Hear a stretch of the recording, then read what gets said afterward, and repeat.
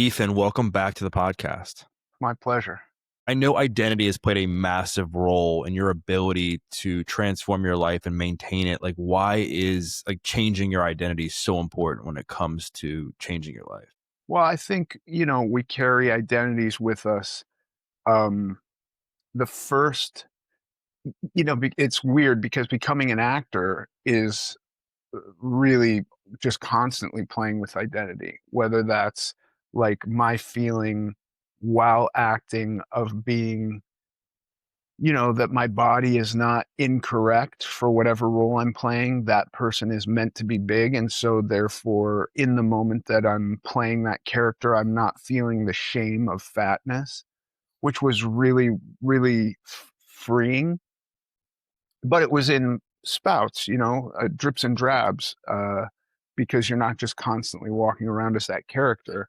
Um, and then the other aspect that I really loved was that it built up like a buffer between me and not everybody in the public, but some people in the public who would recognize me, and suddenly I felt some relief that I'm not being looked at or viewed as a fat person. I'm being looked at because they sense some familiarity with me, which is a far more pleasant way of being viewed than viewed as like this car accident that you can't help but rubberneck at. You know what I mean? Um, so like I, and like being an actor, there's always kind of a search for like who am I really? Like, what is my identity? And I think I got into drugs because that feeling of freedom that I got when I was acting, the low outside of that was so heavy that drugs kind of could smooth out the edges. And I could just feel this detachment all the time. Acting as a character, I'm detached from myself and I'm just being somebody else and I'm existing in that universe that guy's in. But then going back and being myself sucked so bad that I really looked for another way to just feel that detachment all the time. And drugs were super useful at that. And so my identity was something I really ran away from for a long time. And then sobriety, you kind of gotta get, I don't even want to say comfortable with yourself, but you gotta get okay with being uncomfortable. And if part of existence is uncomfortable, just like this discomfort, you gotta suck it up and kind of say like, okay, well, I'm gonna accept this discomfort now, rather than try to run away from it or find some salve. I'm gonna lean into it a little bit. Um, yeah, man, identity is a heavy, heavy thing in that way. And you've carried various forms of identity. You were like an obese person. I know that got you certain roles. You're famous. You're jacked, you're sober. Like you've had these various flavors of identity. Like which one has tested you the most? It's weird because like you saying you're jacked, I I'm objectively aware that I'm more muscular than the average person. And like I can do a DEXA scan and see that I have 225 pounds of lean tissue, which is way above average. And yet I look in the mirror and, like today I'm about to go do this movie. And so I've been dieting a bit. And I'm at like, I'm 7 pounds less than my basically my average has been for the past 8 years. 7 pounds less, and I feel fat. Like today, I looked in the mirror and I was like, "How is it that I feel fat?" And I'm looking at the scale and it's down. And so, I mean, that's a test every day, man. Whether I'm working hard to maintain my weight and still feeling fat and still feeling like unresolved. Um, or, those voices are whispering like, why put so much effort into it? and I can remember all the times those voices won, and then I'm getting objectively fat. You know, my my body fat would soar way above 30%, right? In decades past. And I feel the same way, you know? And so it's like 6 to 1, half a dozen to the other of like, what's testing me? Life is a test. There was a certain like period where I didn't have to think about any of this while using drugs and alcohol, you know? And so maybe that was the least test because I could just be numb and detached from myself. Um, but I was on an elevator, like loose from its brake system, heading straight for death. And that was like, my life was not going to last very long in that way.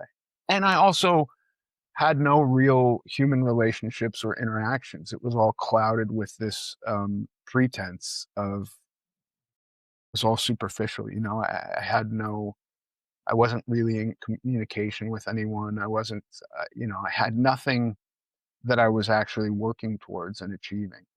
You've been fit objectively for a while now. I say objectively because I know you have your own different perspective on it. Like, do you think that the body dysmorphia or the way that you see yourself will ever go away? And how has that relationship evolved over time? Well, it gets better, you know, because there was certainly a time, I guess in 2011, 12, where I was very, very lean and doing a hell of a lot of cardio every day and basically starving myself. And I was uh, thinner than I am now and lighter than I am now. I had less muscle, but I also had less body fat probably. And that was just as grueling, but the structures to keep that going were so much harder.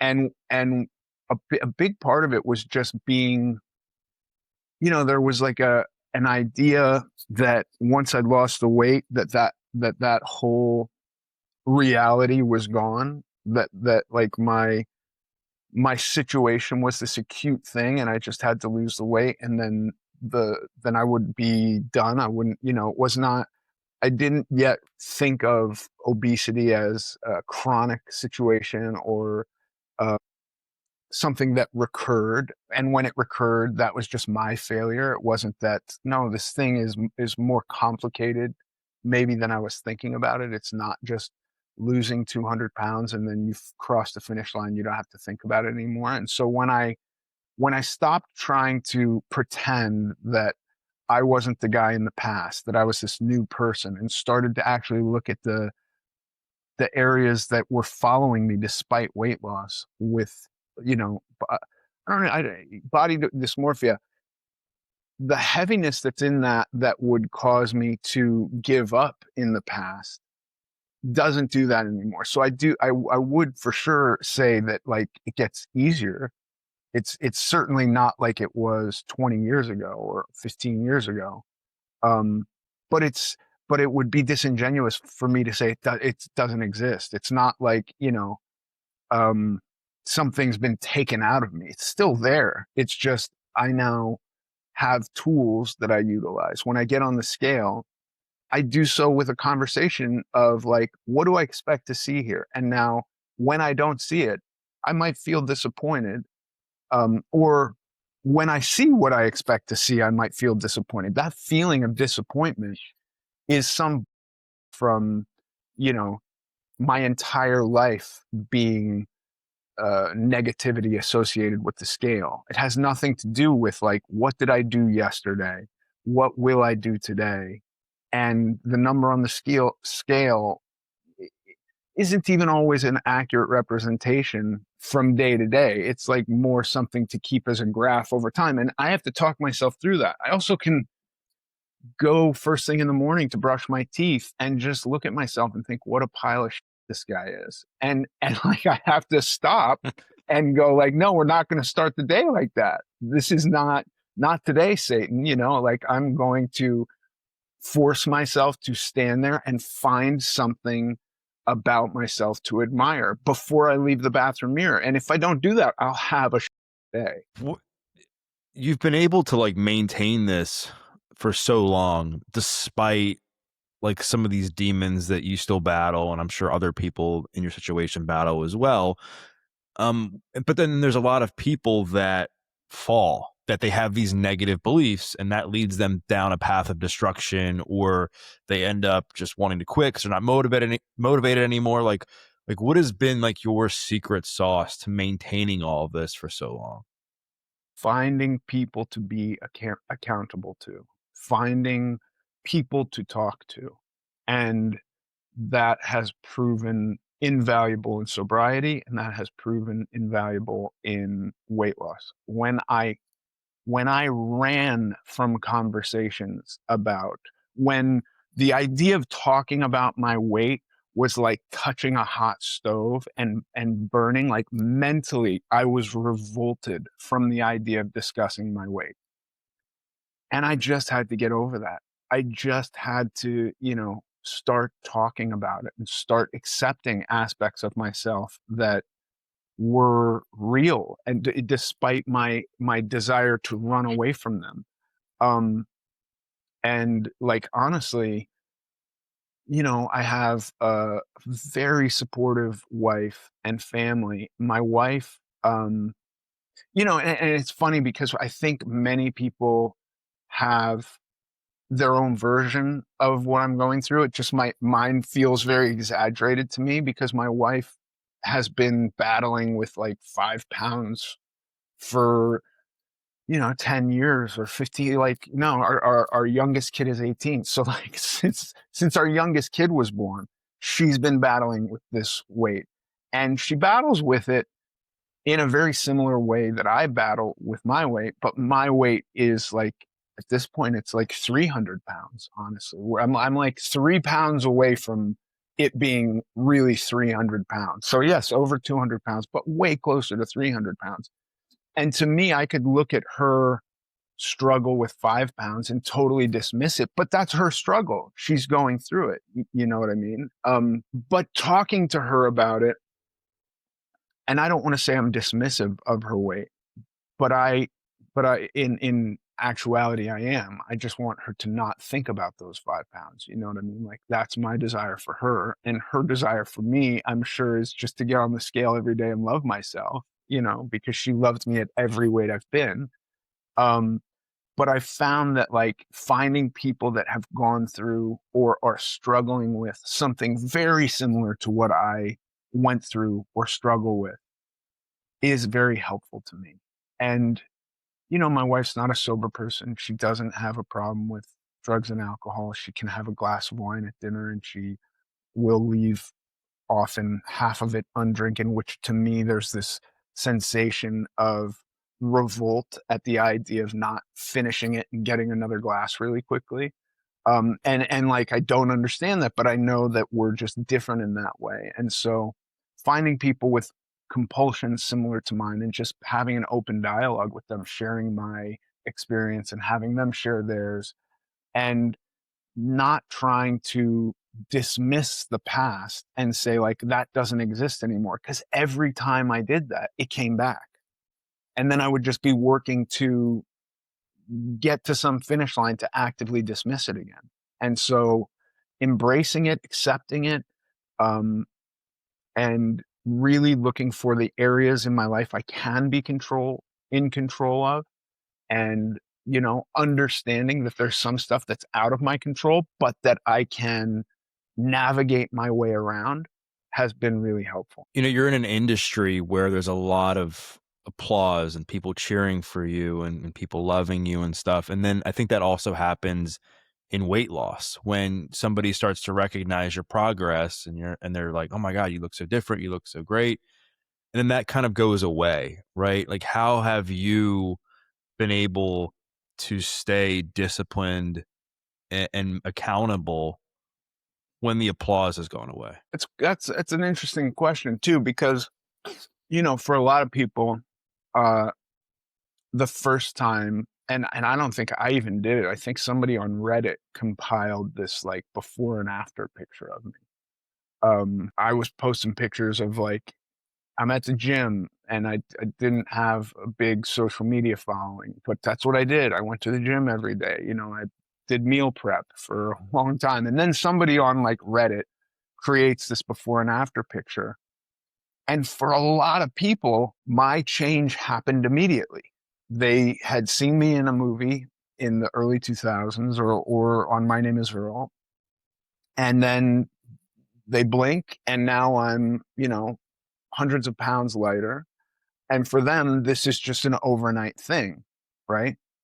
You know, because I guess at the time I'd less gray in my beard or something like that, you know, so it just was impossible for them to think like this guy, not only was he on a diet, you know, since he was 5 years old and struggling, but at that point it had been I 15 years of dieting to get from one thing to the other. And in those 15 years, there were a lot of peaks and valleys, right? But you don't see that in a before and after picture. And so, really discussing the peaks and valleys, talking to people who um, are struggling or who have struggled or who have a story to tell has never become uninteresting to me. Um, And so, like, I don't need fanfare. I just need communication. Right. And do you think that people often get into weight loss transformations for the wrong reasons and that they think that, losing the weight is going to create this immense level of happiness forever, and they want the accolades, and that's why they end up failing because they don't have this deep, like, internal yearning or validation for themselves? I don't want to, I would never suggest that anybody has the wrong reasons. I just think often there can be um, the hope or the desire. You know, a way to look at it is like for my entire life, I viewed the world through the lens that my life would be better if I wasn't fat. And there was just no way for me not to view, like, I woke up every morning and felt ashamed of being fat. Every everything I did throughout the day going to school, I was experiencing school as a fat person. And so this idea, like if I lose weight, everything is going to improve, I think is a logical idea to have. And so, yeah, when everything doesn't improve, right? When I'm still stuck with myself at the end of the day, though I've lost weight. Um, and you know, I think for me, it was really important to look at the actual real improvements, like walking was easier. Um, I didn't have to carry around a washcloth in my pocket or rolls of paper towel to soak up the sweat on my head. I didn't have to wear two t-shirts because I was sweating through them on a relatively cool day. I didn't have to ask for a seatbelt extension on an airplane. Those things were real, but those things didn't miraculously change my life. I didn't feel a million times better of myself. There would be moments where I'd get on the scale, I'd hit, you know, I lost 100 pounds and I'd have a feeling of satisfaction over that or happiness or joy for a day. And then the next day I'm back to myself. I'm back to all the feelings I had the day prior, all the feelings I had as a child. None of that went away. And so I think that I wouldn't frame it as people have the wrong motivation. I just think there can be a lack of awareness that life viewed through this lens of one problem is dominating everything. You take that problem away, there's still more problems. You know, it's like there's another lens and another lens and another lens, and to view the things that I can view as under my control, right? Like I can today be in control of whether I'm going to need a seatbelt extender on a plane in the future. I can be in control of that. I cannot be in control necessarily of the mood I wake up in tomorrow. And so if I wake up in a bad mood, I have to have another way to regulate that or address it. Um, and it's very similar with substance dependency, which was like, I'm going to get sober and then life is going to be beautiful and I'll never have a problem again. And then you forget, like, well, no, there's a whole reason I was using drugs in the first place. You know what I mean? Like, none of that is gone. That's all there. Now I have to figure out another way to deal with that stuff. And then even dealing with that stuff, there's more to life. Like, life happens, life comes up. There's always going to be not necessarily an opportunity, but some like little tiny voice. And I can make that voice so small by years of sobriety and uh, staying honest and working a program. But the voice is still there. The voice whispering like, see that guy, that homeless guy on the subway who probably hasn't slept indoors in a year, has open sores all over his body, but he's nodding out. Yeah, that guy's got life figured out. You know what I mean? That voice is there. Yeah, you bring up a really interesting point, and I think I want to go back to like the external validation piece because again, this is just speaking from my own perspective and experience with weight loss myself. Is that I thought that if I got to a certain physique, I would be happy Yeah. because I was so miserable being a fat kid, right? That I was like, I'm 40% body fat now. People I looked up to and admired were like super jacked and fit. Like if I get like that, maybe my problems will go away. And then I got there and then my problems didn't go away, Yeah. and I was more pissed because I was like, I just spent so much time and energy getting to this place that I thought would erase all of my problems. And I feel like I kind of was sold a bill of goods. Now, obviously, a lot of positives came with that. It kept me in recovery, it improved my confidence, all those things. But the idea that it would just fix everything permanently was terrible because then I ended up with body dysmorphia. Then I ended up with social issues where I wasn't going out. And I was like 135 pounds and 5% body fat, but yet was, eating boiled chicken in my room by myself on a Saturday night. And so the trade Like off like just, yeah, white knuckling, clinging to yeah, every ounce of fat. Yeah. yeah. And then I was like speaking of my identity, I was like, man, if I eat like a cookie, I'm going to be a drug addict again. If I Yeah. eat, a piece of cake, all of my abs are going to magically disappear. And and I guess just the crazy thing with food is that because of if you eat like a few slices of pizza in the short term, they do make your abs kind of disappear, which was like the trick, right? But long term, it didn't really do anything. But when you're so focused on that instant gratification, the first thing you do when you eat a few slices of pizza is weigh yourself or look at yourself in the mirror and say, is my like 6 or 8 pack still there? And because of the salt, Yeah. But, you know what and I mean? also, Doug, I could eat a big salad and get, fiber bloat and have no abs. You know what I mean? Like, yes, yes, and yes, and yes to Yeah. everything you're saying. But like, how at the end of the day, how do we want to live? I have a story. I was traveling in Europe. I wound up at dinner with, this was many, this was decades ago. Um, I'm in Rome and I'm at a dinner with Steven Spielberg, Tom Hanks, Leo DiCaprio, and Roberto Benigni and his wife. That's the table and me. And I am like such the odd man out here. I'm like, what am I doing at this dinner? And Roberto Benigni saying like, this is the best restaurant in my city. This is the best restaurant in my country. I can't wait for you guys to eat here. And I'm fairly new to dieting, not fairly new, but like I've been on a diet for probably a year. I've lost maybe a little over 100 pounds.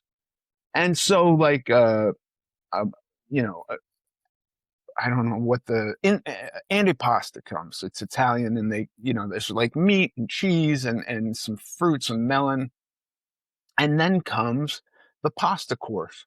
And at this point in time, I'm like, believe carbohydrates are evil and I shouldn't eat carbohydrates. And so I like kind of push my plate forward, like I'm not going to eat the pasta. And Roberto Benigni's like, what are you doing? You got to try, you got to eat this pasta. This is the best pasta. Like the whole point is the pasta. And I'm like, no, I can't. And I think I literally say to him, like, if I eat this pasta, I'll be at the crack house tonight. Like this will just not be good. Um, and he takes real offense to this. Like he's gets upset and he's going, Ethan from a Burbank, you must eat this pasta. Just one. He skewers a piece of penny, he's thrusting it at me. And today I'm like, would it have killed me to eat that pasta? I don't know. Maybe I do wind up at the crack house because that's what I'm saying. That's my story. You know what I mean? So maybe, but maybe I eat the pasta and I go, I had this good experience. Thank you. The pasta's wonderful. I'm not going to eat anymore, you know, but it is like that. How are we going to live our lives? Yeah, I mean, that's a crazy story, and, like, I can't imagine, like, how you felt, I'm sure, during that when you're at this insanely, I'm sure, important dinner, right? And then you have, him, like, saying that to you about not eating the pasta, and that just probably accelerated, like, your insecurities even more, exacerbated Yeah, everything. I was a mess. And honestly, I've thought about that so many times. And like, I don't sit around and dwell in shame and regret over the past. Like the past is the past. And so I can't change that. But like, I know there is a version of me that could have had the pasta and been fine, you know, and there's a version of me that could have had the pasta and wound up at the crack house later that night because all bets are off, you know? Yeah, and I think part of what you struggle with and like what I struggle with is like when you're an addict, you struggle with the all or nothing mentality. It's like black and white thinking. There is no like idea of nuance because, your life was pushed so far to the edge in the opposite direction that you're so afraid of going back to that place that you almost overcorrect. And I think we see that a lot in the health space now where building muscle is super important for health and wellness. Having, minimal body fat is important. Like all these things are very important. But it's like, how do we have a healthy relationship with it? Like, how do you not end up like you or like me, where you're hiding in your home, like eating boiled chicken, by yourself with no one to really talk to, but also not just say, I don't want to be a crazy health person. I'm just going to eat whatever I want. Like, how do you find that balance? Yeah, I make every attempt today to really lean into and practice like radical moderation, which I think you probably know as like an addict or a sober person like that, like or just as you described yourself, a person who existed in the extremes. It's so hard.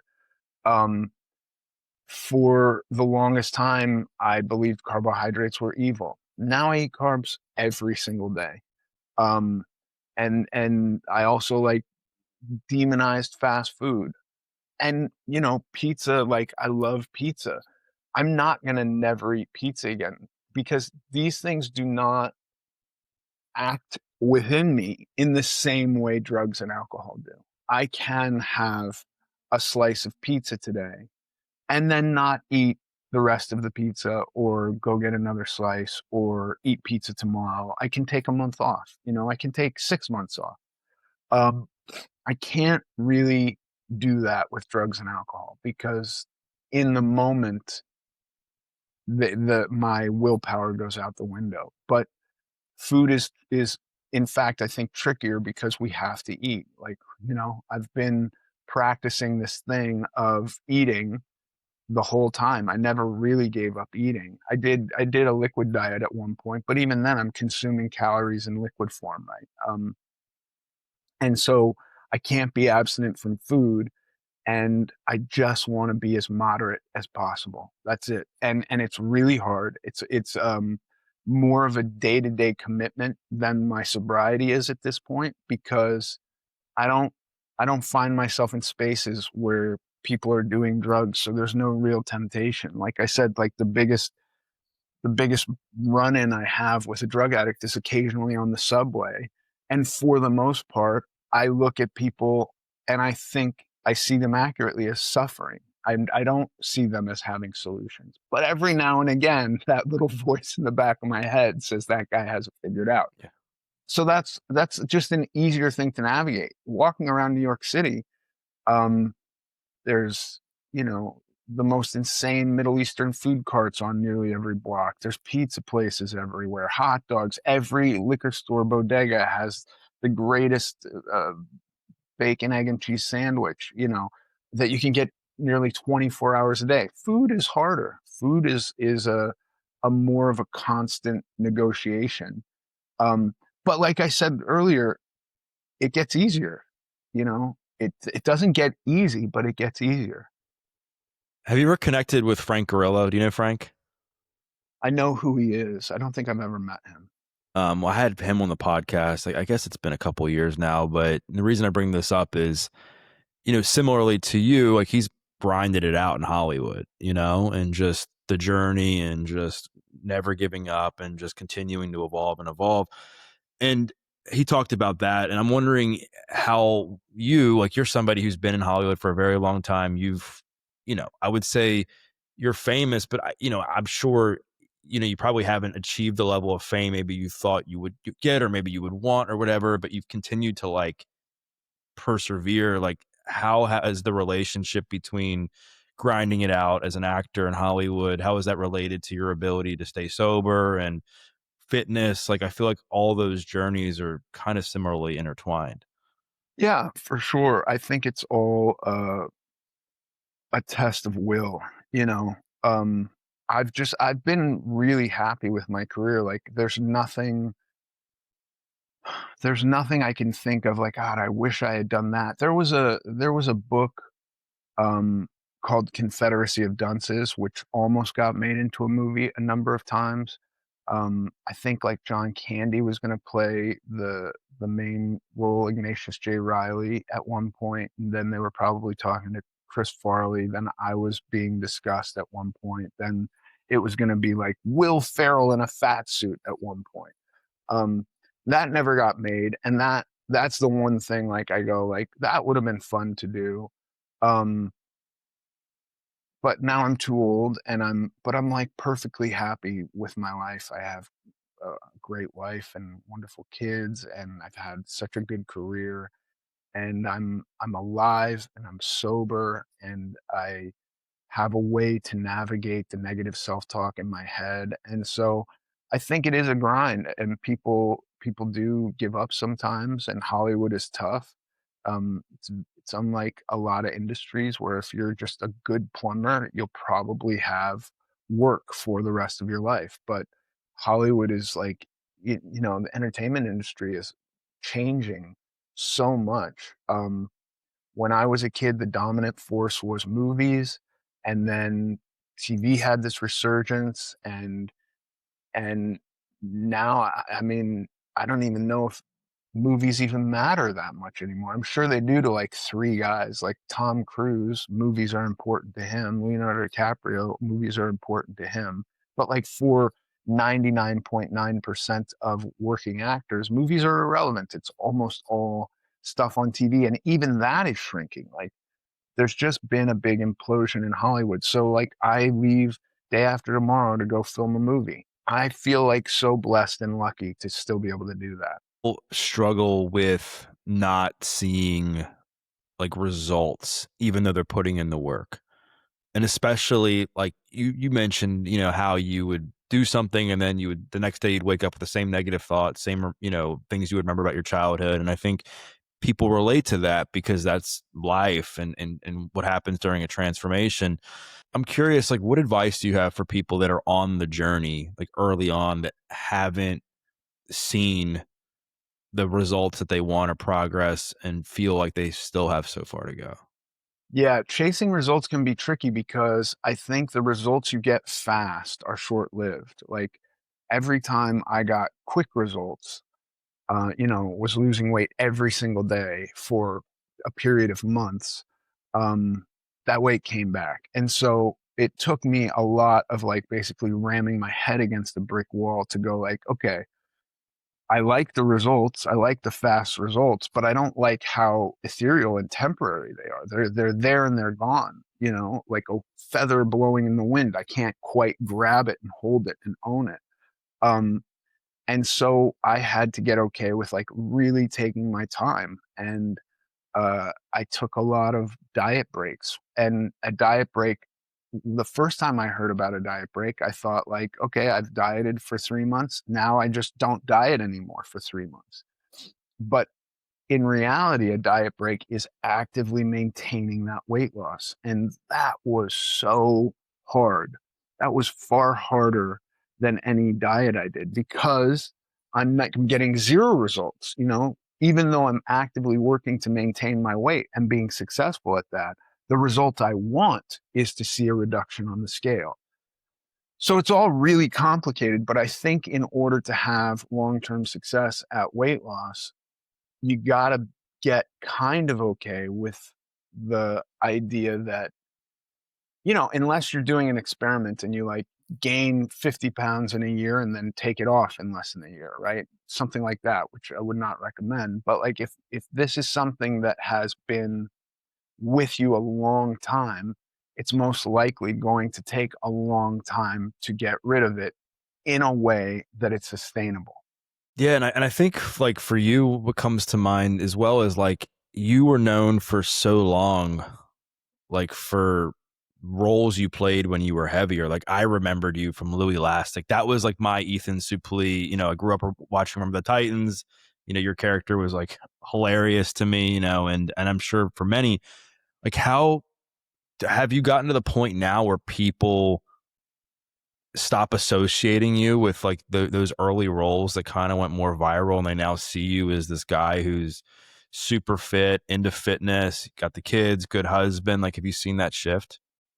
I mean, it all depends. There will be people that know me well, first of all, the majority of people don't know me or don't let me know that they know me. And then there'll be people that, you know, remember Boy Meets World or remember the Titans or um, American History X. And a lot of people love Mallrats. And, a lot of people seem to love this movie Evolution, which I don't think was very popular when it came out. But somehow, I don't know if it was on TV or big in Blockbuster, but that a lot of people seem to have seen that movie. And My Name Is Earl was super popular. That was a popular television show in 2005 to 2010. So I mean, it's all different, but I haven't felt like, oh, the main thing I'm now known for is like a fitness person. No, I think that's I'm still surprised almost every day by people who tell me they had no idea or they thought I was dead or the last thing they saw me in was 15 years ago. And I still have stuff coming out. I have a horror movie coming out this year. And I was just on an episode of that show, The Terminal List, or the second season of Terminal List on Amazon. I have a TV show on Amazon that I play a dad in, that I play just like a normal, average, nice dad called The Pradeeps of Pittsburgh. Um, I had a show a couple years ago on Hulu where I played a total badass called Chance. Like I haven't gone anywhere. Does that bother you that people kind of still don't recognize you for who you are today? No, because I don't even know who I am today. Who am I today? If you're following along and going to my Substack and we're just talking about fitness stuff, then that's who I am to you. And if you watched Chance on Hulu and like unlocked into your head for that, then that's who I am to you. I don't mind. And if your favorite movie was Remember the Titans and you're stuck in like whenever that movie came out, 99 or 2000, if that's like where I exist for you, that's totally fine with me too. It's all fine with me. I just um I don't need anybody to like be aware of what I'm doing from day to day. No. You're somebody that I think is just a great role model, and maybe, you're so humble and stuff that maybe you don't see it as such, but you're somebody that just like really honest. You maintain this sense of humility despite everything you've accomplished. You've lost a bunch of weight, kept it off. You're real about what works, what doesn't work. You help people who can't seem to find a diet that works for them. You tell it like it is. I mean, sobriety, all the things that I think what you stand for now is just you're this great figure, if you will, that gives people hope in different areas of their life. I mean, do you feel any sense of that, that you're like somebody that people now admire and are inspired by? I do. That is a useful thing, but it's also ego. Yeah. And but I can't say that I'm immune to it. But I will say that every time I let ego kind of start to run the show, life doesn't go well for me. And an example of this is like the thinnest, smallest, I've ever been was maybe 2010 or 11 or 11 or 12 or something. And ego wanted to lock that moment in as real and ignore the past and pretend the past didn't exist. And it all came crumbling down. It all evaporated. It was too hard to sustain. Um, and I had to get humbled and go like, no, dude, this aspect of you it's coming, it's come back yet again. This is real. And so I really have to be weary of ego for myself. Listen, I don't want to tell somebody who feels super positive about themselves that that's ego. I wish I genuinely felt super positive about myself. Um, and if the fact that I've had the success that I have had, um, if talking about that is helpful to another person, then I'm all for it. But it comes with the caveat that I don't think anything is permanent. I think that it all is a work in progress and will continue to be so. Well, again, I think that's why people relate to you and love your story so much, is because of the honesty and what you just shared, and that it's a lot of this stuff is fleeting. This stuff still is there. Like, you never fully heal. You never fully, transform your life. There's this evolution that exists, on a very regular basis. What's been the most meaningful thing for you? And I'm sure it changes. Is it being a dad? Is it being a husband? Is it the acting career? Is it your sobriety, the weight loss? Like, what do you think, if you were to attach meaning to it, like, what do you think's been the most purposeful for you? I think it grows and evolves, and it's like getting sober at the time was the most meaningful, and then that becomes the foundation for everything that comes after, right? And so like I then look at like beginning the relationship with my wife as the next most pivotal thing. That doesn't happen without sobriety. So I can't say, to me it's somehow more profound, but it's only so profound because I had sobriety. And then becoming a father, holy shit, nothing seems as profound as that. But again, none of that happens if I'm not sober, if I haven't started addressing my body and losing weight. None of that happens.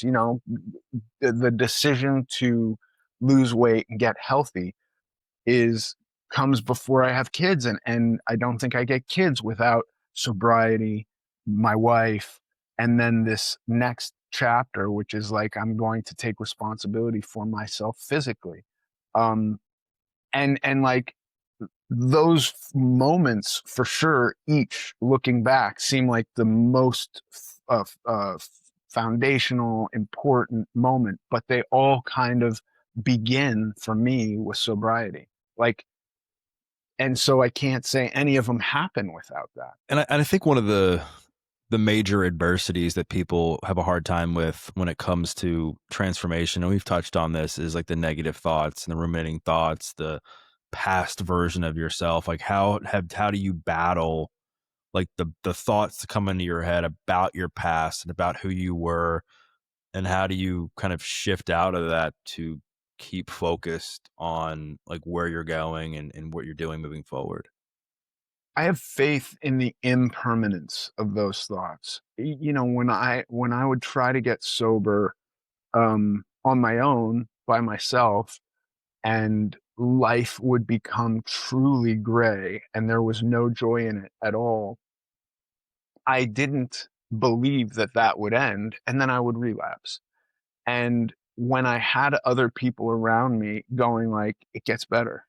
You just gotta hang in there. It will get better. then I started to have faith that it would get better, because I had another person who I looked at who was like, I can see that life isn't as miserable for this guy as it is for me. And he's telling me it was as miserable for him not so long ago, and that it got better. And so I'm just going to kind of put my head down and get through this moment. And doing that has really given me faith that no matter what mood I wake up in, I know it's impermanent. I know that it will pass and life will get better, or I'll feel better, or I'll be able to experience joy again. You know, the clouds will part, I'll get a ray of sunshine, you know, illuminating my life once again. Even if that's only brief, I know that it's there to be had. What have been some of the biggest mistakes you think you've made in your journey as a whole that have destroyed progress unnecessarily that you look back on that you've learned from? A lot of it was having limiting beliefs, believing, believing that I was incapable of something, or going into some venture from a negative point of view rather than a positive point of view. Trying to harm myself well never worked. Trying to, punish myself into better shape or into a better place never worked.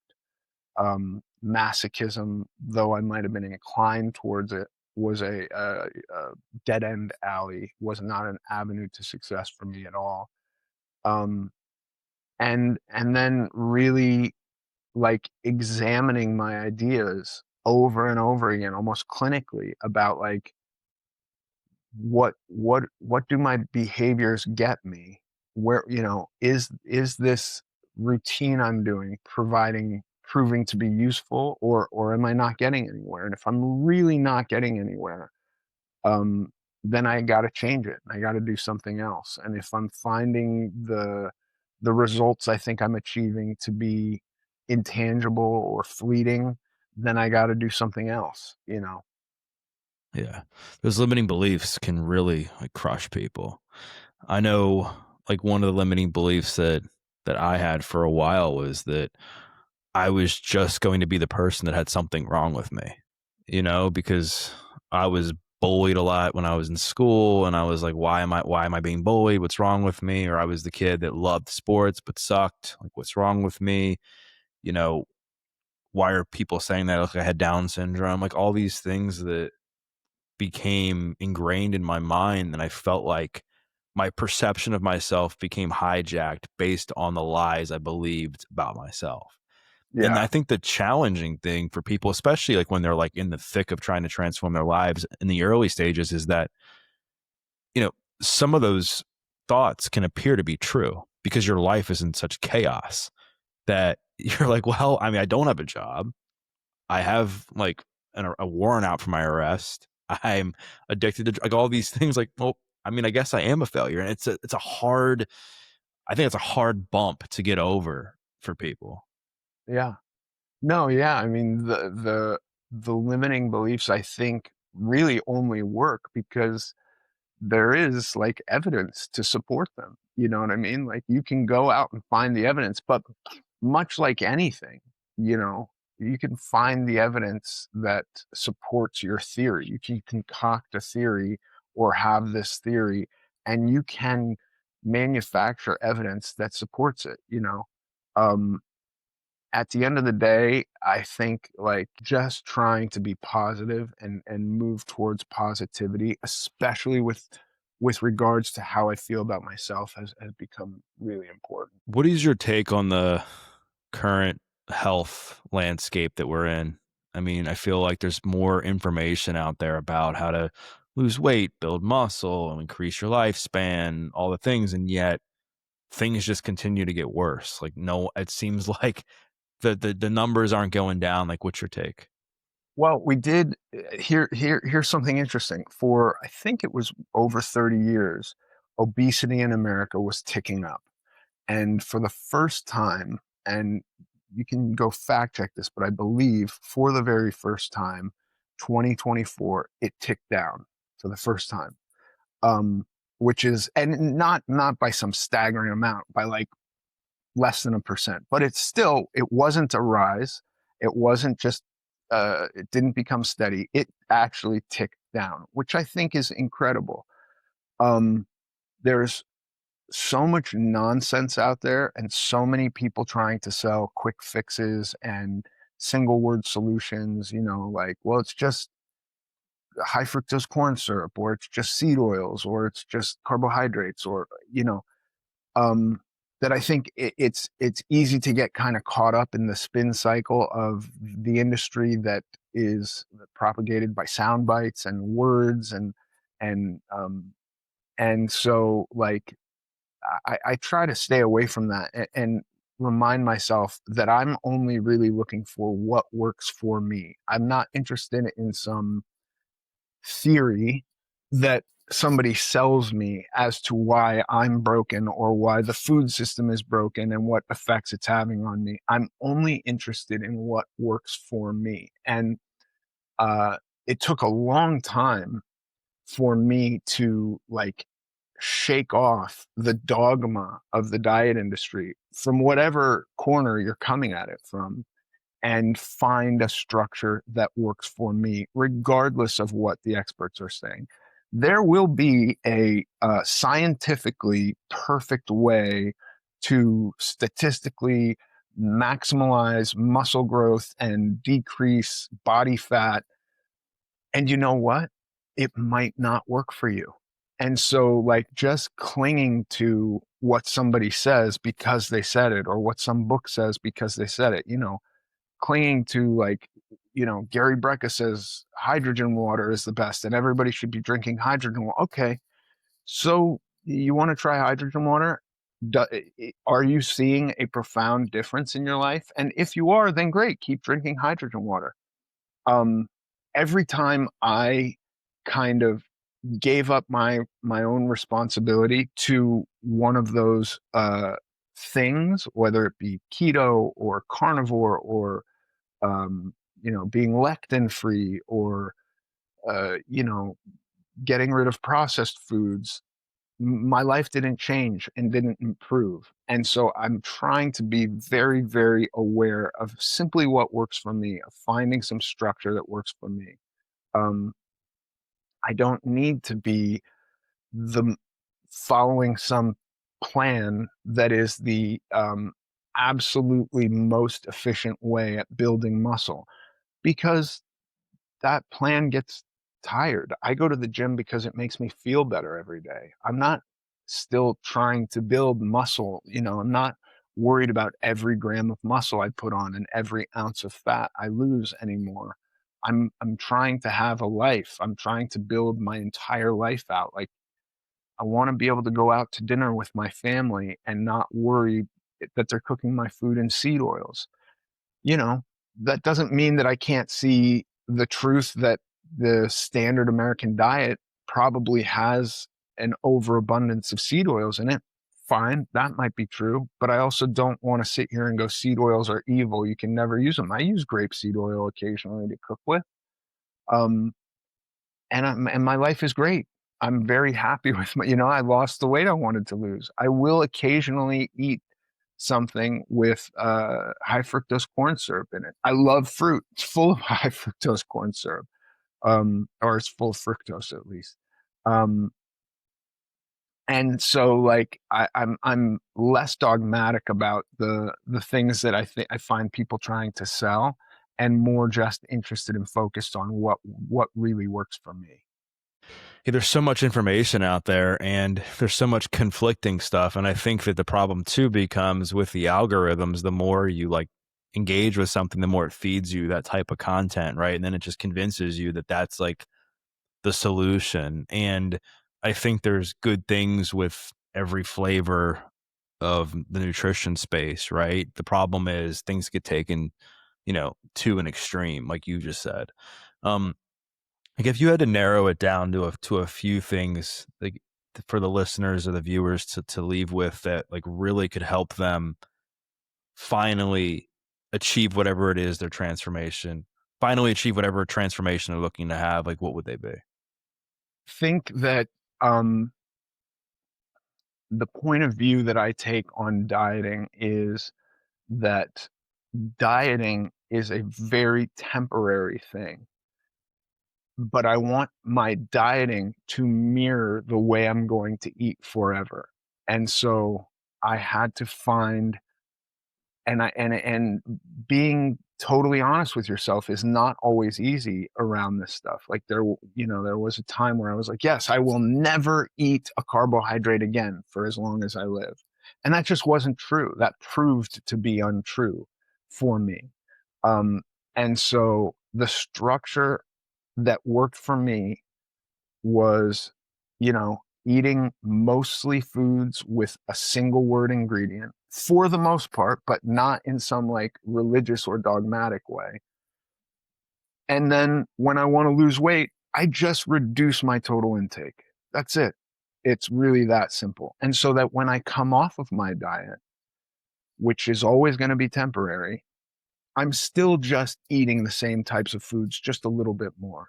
Um, I had to confront the fact that I was a habitual binge eater. I would just, I could kind of zone out and eat a tremendous amount of food. And so like being able to catch that early and put the brakes on that, um, and limiting the types of foods that I was more likely to do that with, that was really helpful. And movement and exercise has proven so beneficial to my mental health. More so, I think, for me, even than my physical health, is just that I feel better on days when I exercise.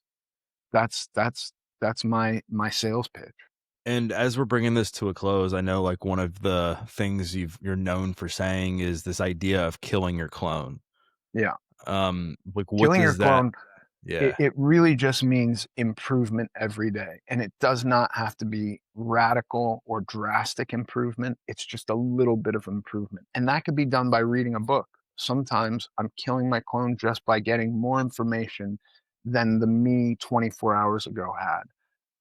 It could be exercise. It could be, uh, the choices I make. But every day I'm trying to improve a tiny, tiny, tiny bit. Well, Ethan, this has been awesome. Thanks again for coming back on the podcast. I love kind of getting into some hard truths and brutal honesty about transformation. Appreciate your time, man. And I appreciate our friendship. My pleasure, Doug. You too. Thanks for having me. You got it, man.